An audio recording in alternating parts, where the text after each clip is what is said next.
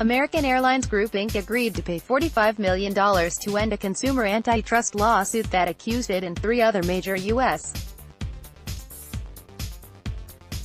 airlines of colluding to limit plane capacity and drive up domestic airfares. The Fort Worth, Texas-based carrier is the second to settle in the three-year-old litigation. Southwest Airlines Co. won preliminary court approval for its offer to pay $15 million and cooperate in the case in January. American, too, has pledged its cooperation as the litigation continues against United Continental Holdings Inc. and Delta Airlines Inc. The four airlines' fares rose substantially even though demand was stagnant and the price of jet fuel, one of the largest costs for airlines, was declining, according to the consumers. Executives for those companies are accused of assuring one another that they'd adhere to capacity discipline, and of carrying out their scheme by limiting consumer ability to compare prices and deter market entry by foreign rivals. American spokesman Matt Miller said the airline denies the allegations and, in settling, admitted no wrongdoing. American dramatically increased domestic capacity during the period covered by the claims, Miller said. As passenger traffic has increased, fares have fallen to near all-time lows in an intensely competitive U.S. airline industry, he said.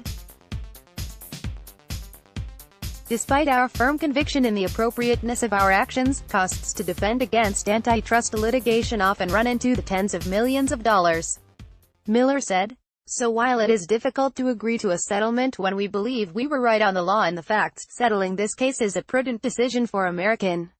The non-governmental consumer antitrust cases were first lodged against the airlines in federal courts around the U.S. in 2015. Later that year, they were consolidated for pretrial proceedings before U.S. District Judge Colleen Collar-Catelli in Washington, with a unified complaint being filed in March 2016. As part of the accord, American agreed to produce business records and make as many as 3 current or former employees available to answer questions under oath about its documents and transactional data.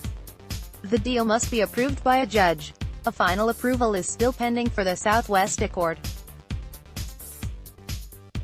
Southwest said it settled to avoid the considerable distraction and expense of prolonged litigation even though it was confident it could win. The Dallas-based discounter denied entering into any unlawful agreements with other carriers. We will continue to defend ourselves against these claims which we have always maintained are without merit, a United Airlines spokesperson said in an email. Delta said in a statement Friday that it didn't engage in any illegal behavior. The assertion that our success is due to anything but the hard work of our people is offensive, Delta spokesman Morgan Dorn said.